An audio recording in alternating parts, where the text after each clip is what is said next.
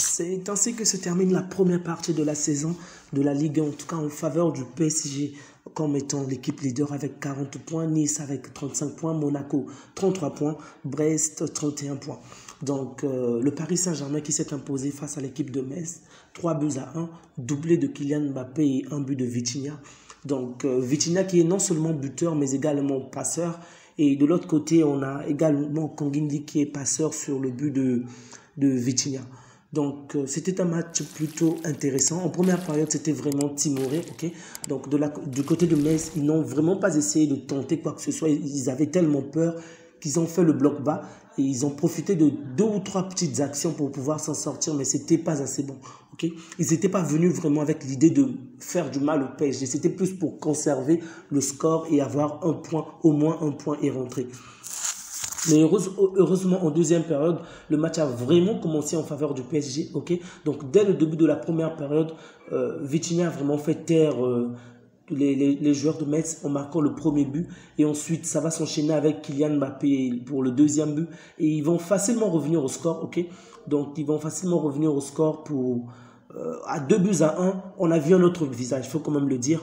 Donc, Metz s'est vraiment relevé. Ils ont commencé un tout petit peu à presser, mais ça n'a vraiment pas suffi parce que le Paris Saint-Germain les a éteints suite à une petite erreur défensive de leur part. Et donc, on est passé à 3-1.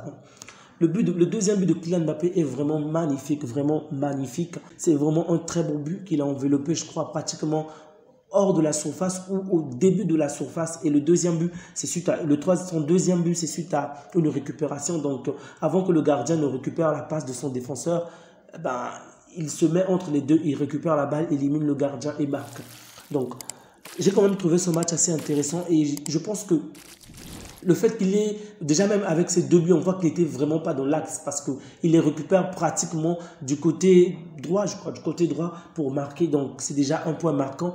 Et il a joué dans l'axe de base. Il était dans l'axe de base pour le match, mais les buts, il ne les a pas marqués dans l'axe en tant que tel. C'est du côté droit, je pense, qu'il les a récupérés. Du côté droit ou du côté gauche qu'il a récupéré la balle et ensuite il a marqué. Bon, en disant que son deuxième but, c'est un peu complexe à dire, plus que c'est une passe que le défenseur fait. Il n'y avait vraiment personne. Il n'y avait plus que Kylian Mbappé, la balle et le gardien. Donc ça, c'était beaucoup plus simple.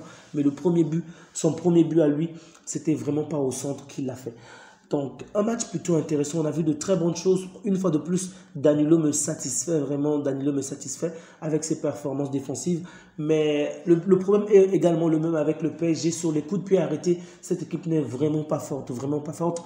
Selon les dernières statistiques, apparemment, le 1 tiers des buts du PSG ont été... Des buts que le PSG a encaissés proviennent des coups de pied arrêtés. Je pense que... Luis Enrique doit vraiment travailler avec ses joueurs sur ce point-là. Dès que Skriniar est sorti pour céder sa place à Lucas Hernandez, c'est alors qu'ils ont marqué sur le coup de pied arrêté. Déjà, Skriniar se défend assez bien dans les airs, mais Lucas Hernandez, ce n'est vraiment pas son cas. Je ne dis pas qu'il est fautif, mais il n'y a pas assez de joueurs combatifs dans les airs. Okay. Il se compte au bout des doigts. On peut par exemple citer, je peux dire, il y a peut-être juste Danilo, Marquinhos et Skriniar. Donc Skriniar, on l'avait sorti, donc...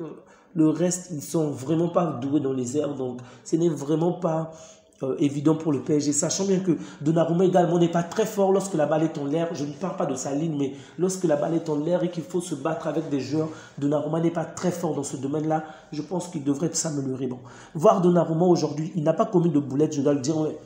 Moi, j'ai quand même trouvé ça, comment dirais-je, triste. J'aurais peut-être souhaité qu'on puisse accorder un peu plus de temps à Peña qui avait fait de bonnes choses pendant son absence. Donc, j'aurais souhaité que Peña puisse avoir un peu plus de temps. Mais bon, individuellement, j'ai quand même trouvé les joueurs du PSG vraiment impressionnants, particulièrement en deuxième période. Mais l'adversaire également n'était pas très fort. Donc, c'est à prendre avec des pincettes. J'espère qu'ils vont vraiment s'améliorer sur les finitions parce que c'est encore un des points sombres, on va dire, de cette équipe. Randal Kolo Muani qui a quand même pas mal d'actions, mais il ne fait pas la différence. Barcola, waouh, je trouve Barcola de plus en plus mordant, de plus en plus décisif. Vraiment, il m'a vraiment satisfait. Warren Zaïre-Emery également fait de très bonnes choses, de très bons dribbles, de très bonnes passes. Ça, c'est vraiment à féliciter à lui. Bravo à Warren Zaïre-Emery pour le match qu'il a fait.